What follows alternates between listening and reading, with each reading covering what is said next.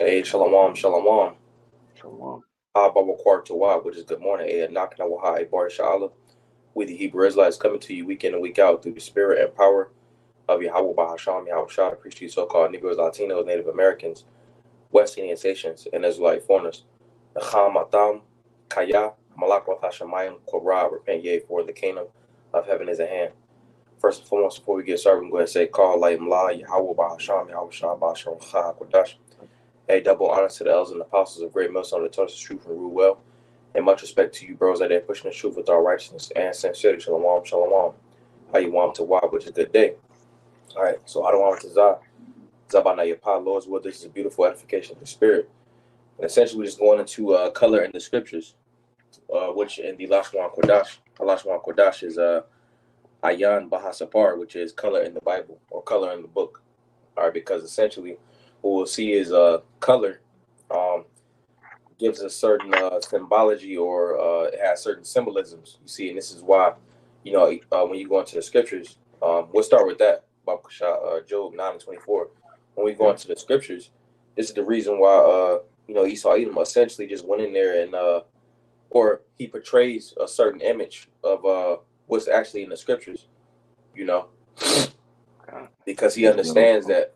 So, because he understands that essentially color and representation, it gives a certain thought processor. This is why he puts red on every. You got Wendy's, McDonald's, Burger King. He puts red because it evokes a certain emotion. Okay.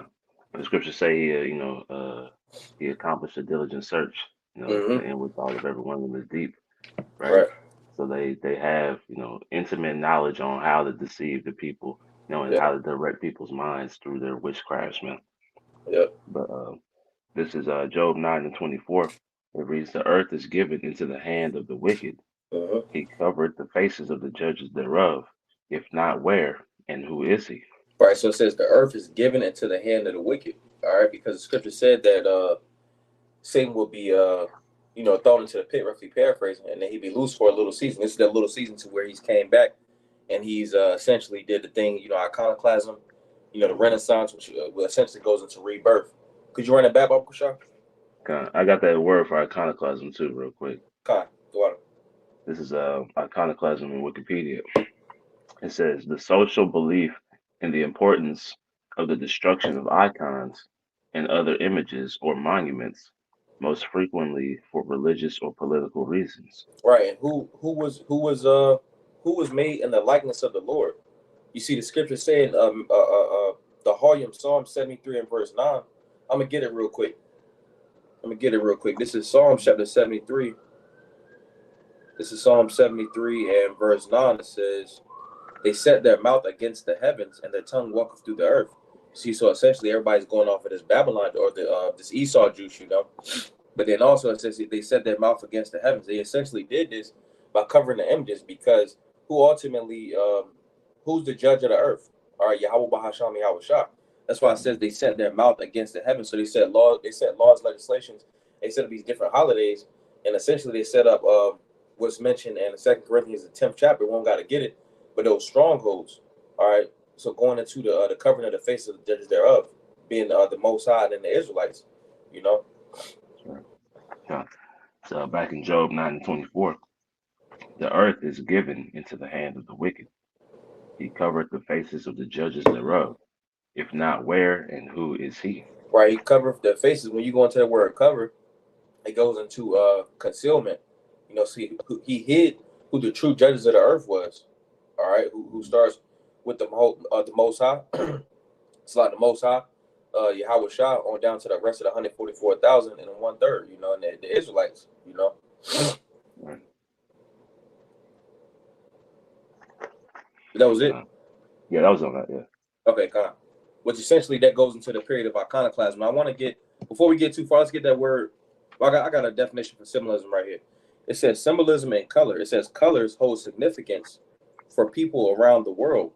It says not only do colors influence emotion, but they also hold meaning in religion, various cultures, i.e., color psychology of the colors. White meaning innocent, illumination, and perfection. Hey, so when we go to the scriptures, it says, those dressed in, roughly paraphrasing, those dressed in white, because white is symbolic for something that's giving mercy. When you went to Rome, right? They had I believe they had a black stone and they had like a white stone, and the white stone was symbolic of the one that was pretty much innocent, the victor, while the black stone was pretty much had a negative connotation, and Esau understands this, you know. That's why going back to the period of iconoclasm, Job 9:24, that's why he went into the scriptures, or he went into he essentially painted himself as he was the Most High. I'm gonna keep reading now. It says, while black means mystery, evil, and death. That's why they label us, black, and they label themselves white. All right. It says, while black means mystery, evil, and death, if color didn't matter, Esau wouldn't have deceived everyone with his image. It matters for truth's sake. You see, because a lot of times, you have so-called Christians coming up. Oh, well, why does it matter? It matters because that's what it is. It's the record. It's the truth. Right. We're given the facts. All right. If that wasn't the case, why is it all throughout the scriptures? I'm gonna get it. You got it. I got a precept for you real quick. Okay. This is Romans chapter 1 and verse 25. It reads, "Who changed the truth of the Most High into a lie, and worship and serve the creature more than the Creator, who is blessed forever. Amen." But the point, who changed the truth into a lie, man? Esau, Edom, man, right? They were given this little season, to go into the world and deceive, and to deceive, man, right? That's their ultimate power, being the sword and deception, man. So the deception that they've pushed throughout the earth, has changed the truth, which was once widely understood, to a lie, right? So now, they have this so-called white face, of Yahushua, which is Jesus Christ, Serapis Christus, right? But because of they understand the importance, of what's the word, representation, right? Mm-hmm. If Jake saw a face that looked like theirs, they would feel a higher self-esteem, right? But because they only see this white face, right, they can't connect themselves to their power, man. Right. I got a precept. This is First Maccabees chapter 3 and verse 48. It says, and laid open the book of the law, wherein the heathen had sought to paint the likeness of their images. All right, this can be likened to Job 9:24, the Renaissance era iconoclasm, And also it says, let me see, it says, and lay open the book of the law, wherein the heathen had sought to paint the likeness of their image. This can also be likened to Psalms 73 and verse 9 that we got. It says, his tongue walketh through the earth. But I'm gonna run this part back again. It says, and lay open the book of the law, wherein the heathen had sought to paint the likeness of their image. Because pretty much how they tongue walk through the earth is we understand that they took the scriptures to themselves, you see, but they're hypocrites because what they push throughout the earth is their death style. All right, and ultimately that people pretty much tied their death style to the scriptures. They feel like the image is what Esau had painted it as, So we can get Acts chapter 13 and verse 1. I'm gonna get Song of Songs 1 and 5. Okay. This is Acts chapter 13 and verse 1. It reads, "Now there were in the church that was at Antioch certain prophets and teachers, as Barnabas and Simon, that were called Niger, and Lucius of Cyrene, and Manaen, which had been brought up with Herod the Tetrarch, and Saul." Right. So, somebody, without understanding, they'll say, oh, well, Niger, Niger, that's talking about the country Africa, you see. But even in that, Niger and Nigeria, they both mean, dark or black, But I want to get this in the NLT. Mm-hmm. This is the same verse, Acts 13 and 1. It says, among the prophets, NLT, it says, among the prophets and teachers of the church of Antioch and Syria were Barnabas, Simon, called the black man, Lucius from Cyrene, Manaen, the childhood companion of the king Herod, Antiochus, and Saul. All right, so that word right there is nigger. They're talking about they were saying black man because they had melanated skin. We come from a lineage of different shades of brown. You see, I want to get this and just to prove that, let's go to Psalms chapter 1. We'll get verse 5. So it says, still in Acts. We get Psalms chapter 1, we get verse 5. It says, I am black, but calmly, O ye daughters of Yerushalayim, as the tents of Quadar, as the curtains of Solomon. All right, and right here it's comparing, his skin, but it says, I am black, but calmly, O ye daughters of Yerushalayim, as the tents of Quadar, as the curtains of Shalamah. All right, let me get this word for Quadar. All right, so it says Quadar. All right, dark. It says a son of Ishmael. Ishmael, the first Ishmaelites were dark skinned. I want to get the Strong's definition. It says dusky, of the skin or the tint. All right, you can't get around it. Right here in the lexicon, it says Quadar, black skinned man. You can't get around it. You see, this going to the point that we're a nation of brown skin. Different shades of brown. Right. I'm gonna get this real quick for you. This is Revelation 1 and 13. And in the midst of the 7 candlesticks, one like unto the Son of Man, clothed with a garment. Let me see. Because I wanted to get that with I want to get that after these next two. Okay, come. Let's get Isaiah 28. I'm gonna get Isaiah 28 and 17. We can get that. Yeah, let's bring that out. Matter of fact, no, go ahead, read it. Yeah, you got it. It's a lot. Okay. Revelation 1 and 13. And in the midst of the 7 candlesticks, one like unto the Son of Man, clothed with a garment down to the foot, and girt about the paps with a golden girdle.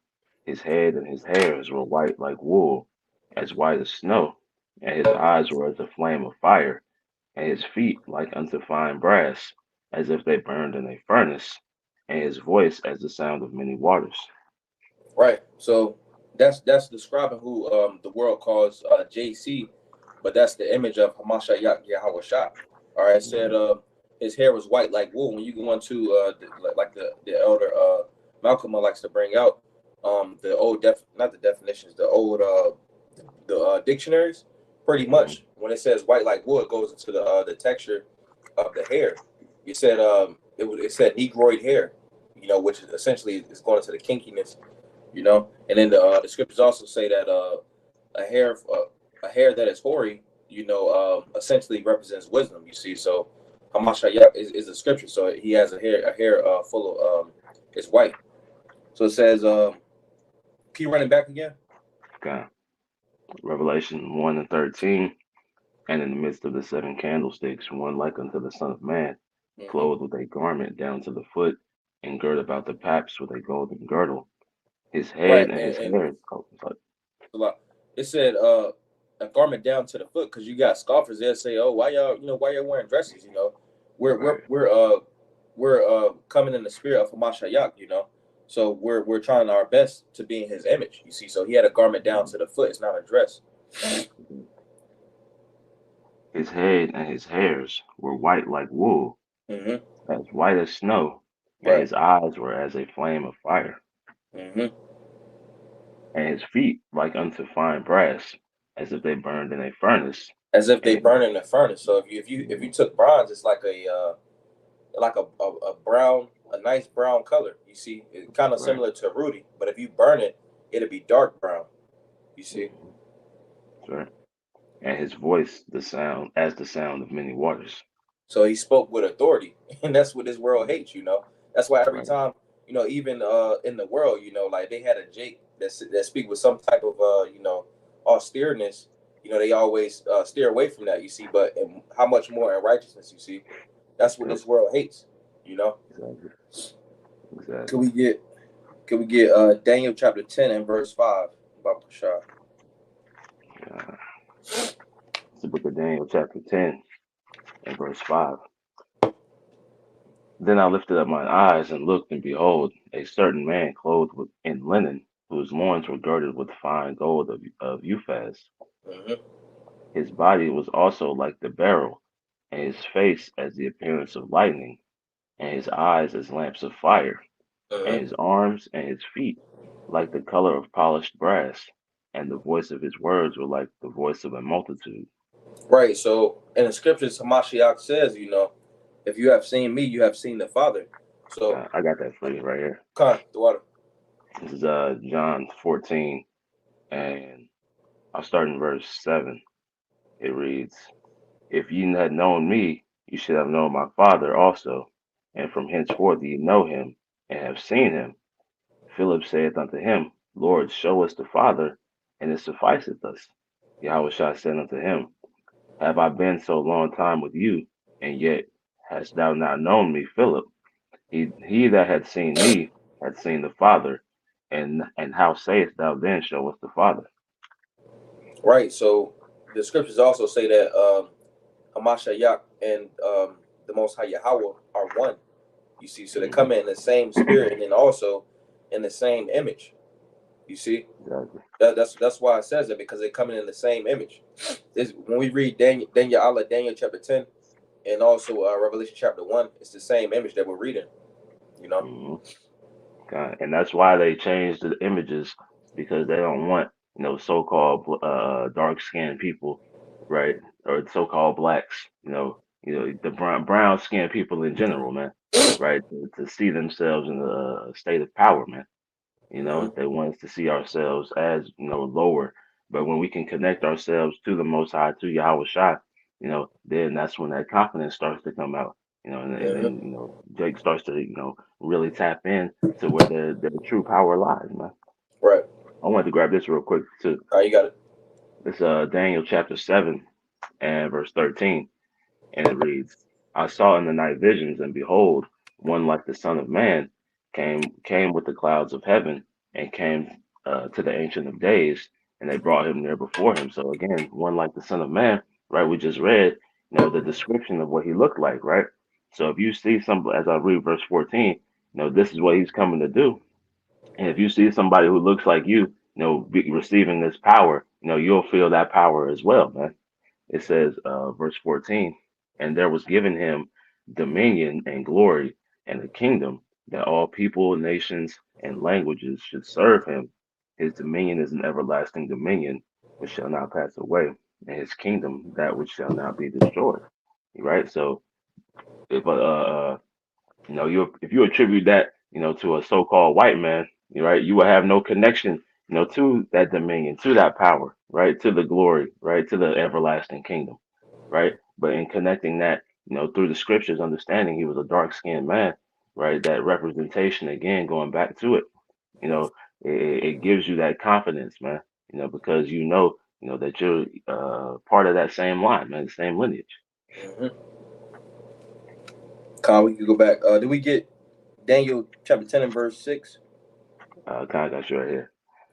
Daniel 10 and 6. His body was also was like the beryl, and his face as the appearance of lightning, and his eyes as lamps of fire. That same image that Mashiach had. Right. And his arms and his feet like in color to polished brass, and his voice of the words like the voice of a multitude. Right. So he spoke with authority. If you ever notice, like when you it's a large crowd, just picturing. I mean, of course, it's much more on a higher magnitude. But when you go and you say you had like a basketball game and everybody's speaking at one time, you feel that vibration. So pretty much, just paint a picture of the austerity and the strictness in his voice. And like I said, of many waters. Like if you've ever been to a waterfall or something of that nature, and you hear, even like we go to the beach and you hear the waves crashing in the ocean, right? How loud, how it drowns out all the other sound, how powerful it is. That's right. the way his voice was. And then also when you go to the beach, I mean, you can hear it, but then you also say the same example you just bought. All three of them examples, the waterfall, the beach, if you had like a loud basketball game, all those have a certain, you can feel it. You don't even got to hear it. You can feel it, Okay. But it says his feet like in color to polished brass. All right. In which that's going into the melanated skin, because we come from a line of melanated skin. Right now you do have the Israelite foreigners, all right, due to the diaspora, the different places we've been scattered to. You see, so that doesn't change from the fact that they're Israelites. You see, but back, in the kingdom, we're going to have our pigmentation. You see, right. because the scriptures talk about how Israel is as a speckled bird. Ephraim is as a cake unturned. So there's different hues, different levels of the color, man. Right? The Lord wasn't just gonna make everybody one complete solid color, right? He's a power of variety, right? But in this example, so like this is just giving, you know, uh, letting you know what the base the base color of our people is, man, right? To show you that he's not what they portray him to be. It's less Right. about him being dark skinned, and it's more about telling you what he isn't. Right? He's not white. He's not olive. He's not red. He's not. He's a dark skinned man. I don't even know what color olive is. That's green, Right. black, like that. They Right. just be Right. bringing that out just to skate around the fact. Exactly. But this is Jeremiah chapter 12 and verse 9. It says, "Mine heritage is unto me as a speckled bird. The birds round about her are against her. Come ye, assemble all beasts of the field, come to devour," which it says, "Mine heritage," all right, going into the nation of Yashala.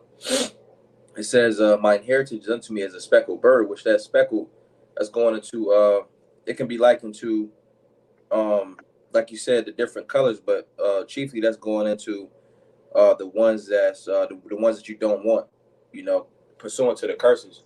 So it says the birds round about her are against her. Come ye, assemble all the beasts of the field, which the field represents the world. All right, because if you look, we've been scattered across the four corners of the globe. All right, and every different captivity, we're being devoured. You see, when you look at the different caste systems in like India, all right, pretty much those caste systems, those was Jake, the ones that was at the bottom. You see that, but they're in India. You had the sub-Saharan slave trade. You got Jakes in England. You got Jakes everywhere in the world. But it doesn't deter from the fact that we're oppressed and we're the less wanted people to be around amongst the earth. You see. Let's get. I'm gonna get Hosea chapter 7 and verse 8. Baba Kushah, could you get Jeremiah chapter 14 verse 2 and 2 Corinthians 10 and 4. This is Hawashah Hosea chapter 7. We'll get verse 8. And it reads, it says, Aparayam, he hath mixed himself among the people. Aparayam is a cake not turned. Now, Aparayam, Ephraim, is going into the so-called Puerto Ricans. And when you look at Puerto Ricans, they come in we all come in all shades, and facets, so to speak. You see, but Ephraim, our so-called Puerto Ricans, you'll have some that's super dark-skinned, and then you'll have some that's like almost the color of Esau, or damn near, the color of Esau. That's why it goes to a cake unturned. Because if you go and you make a cake or a pancake, and you just let one side sit, all right, then you pick it up. One side gonna be super light, and the other side is gonna be like burnt. Right. Because even with the example, like what's the dude name, Blake Griffin or Drake, if they was to go in to have a kid, with like a Edomite or something like that, they would come out super light, and say that kid had a kid with somebody that was lighter skin, they still gonna be an Israelite. They're just gonna be super like light skin. Right. It'd be indistinguishable, man. Right. That's what the importance of the spirit. Right. Yep. Because there are people who are Israelites who you would assume were so-called white, right? But the spirit goes back to an Israelite, man. Okay. You said Jeremiah 13 and 10? 14 and 2. 14 2. Jeremiah chapter 14 and verse 2. Judah mourneth, and the gates thereof languish. They are black unto the ground, and the cry of Jerusalem is gone up. Right, and it shows you who the true people are. All right, you got some small hats. Some of them may very well be Jake. Due to the diaspora. You see, but Judah will be mourning. The tribes will be mourning. All right, it says Judah, Yahweh the mourneth, and the gates thereof languish. They are black unto the ground, going into our melanin. You see, which is not saying every Jake is the color of Wesley Snipes. It's just saying that we once had our pigmentation. You see, but we pretty much due to the curses we've been scattered as a people. You see, which we'll get our pigmentation back in the kingdom. God. We can go to 2 Corinthians chapter 10 and verse 4. And that'll be it. Oh, no. I got one more after that, and then whatever else you had. Okay. This is the book of 2 Corinthians chapter 10 and verse 4. It reads, "For the weapons of our warfare are not carnal, but mighty through the Most High to the pulling down of strongholds." Right. So it says the weapons of our warfare are not carnal. All right. We're not gonna sit up here and be like, oh, Esau, you took our heritage, and we got a box now. Hey, we got to fight. That's carnal. We're not gonna mount up arms and weapons and stuff like that. Because that's not our strong suit. When we go to Bara'ash, the Genesis, it talks about how Esau was blessed with the sword. If say it was like a some type of warfare. If somebody had a strength, you would not meet somebody in their strength. You use your strength. You pretty much fight your fight. All right. So it says, "For the weapons of our warfare are not carnal, but mighty through the Most High to pulling down of strongholds." Hey, so this word pulls down those strongholds. That's why the scriptures say, if you can get it, Baba Kashad, it's Hebrews chapter 4 and verse 12. Because this word is sharp. And it pulls down them strongholds.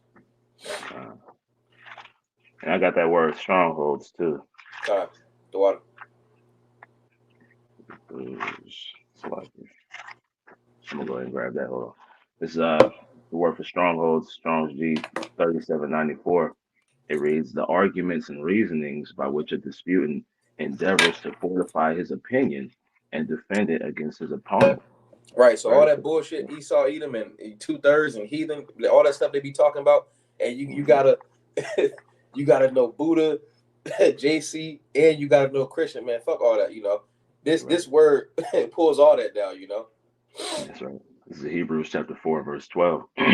For the word of the Most High is quick and powerful and sharper than any two-edged sword, piercing even to the dividing asunder of soul and spirit, and of the joints and marrow. My bad. So yeah, the word of the Most High is quick and powerful. So that's the weapon that we need to be using. That's why the scriptures say in Psalms, it says, "May the praises of the Most High be in the saints' heart with the two-edged sword in their hand." What is that two-edged sword? It's talking about the spiritual two-edged sword going into the scriptures. You see, because we're not to get carnal with these heathen, all right? Because the Lord essentially is going to fight our battles. That's why I said, those that wait upon the Lord, all right, to wait, all right? Pretty much those that wait on the Lord shall renew their strength, because we're ultimately abiding in Hamashiach Yahweh Shah, all right? Okay. We keep going in to verse, I think it's verse 6, or no, verse 5. Okay, I'm gonna finish this out and then I'll go back to that. Okay. Hebrews 4 and 12. The word of the Most High is quick and powerful and sharper than any two-edged sword, piercing even to the dividing asunder of soul and spirit, and of the joints and marrow, and is a discerner of the thoughts and intents of the heart. So this word will say what side of the fence you want. If you're a true believer, or if you just a nigga or a heathen, and ultimately those that it's not meant for, it's not going to stick. They're not going to receive it. Okay. This is 2 Corinthians 10 and verse 5. "Casting down imaginations and every high thing that exalted itself against the knowledge of the Most High, and bringeth into captivity every thought to the obedience of Hamashiach." Right. So pretty much this word trumps everything.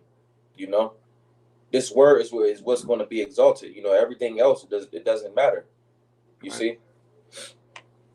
Okay. You said go verse 6. That was pretty much the point. Let me see.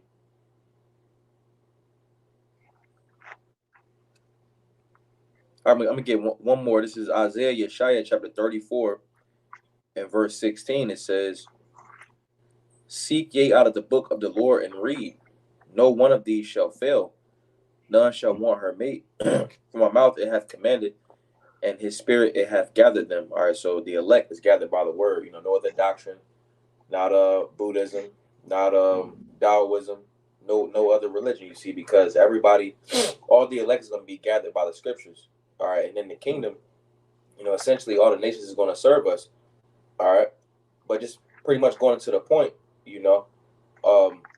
the Israelites are a melanated people. We come in different shades of brown. All right, and our Lord Yahweh Shah Hamashiach, the Most High Yahweh, are melanated beings as well. All right, that's the truth of the matter. All right, but you have anything else, bro? That was it. That was it. Well, I don't want to Zabanaya Pa, Lord's will. That was a beautiful edification through the spirit. Wow, I don't want to I thought Yashawam to Wab. Hey, Lord's will, you have a good day. Go ahead and close it out by saying, Yahweh Bahasham, Yahweh Shah Bahasham Chah.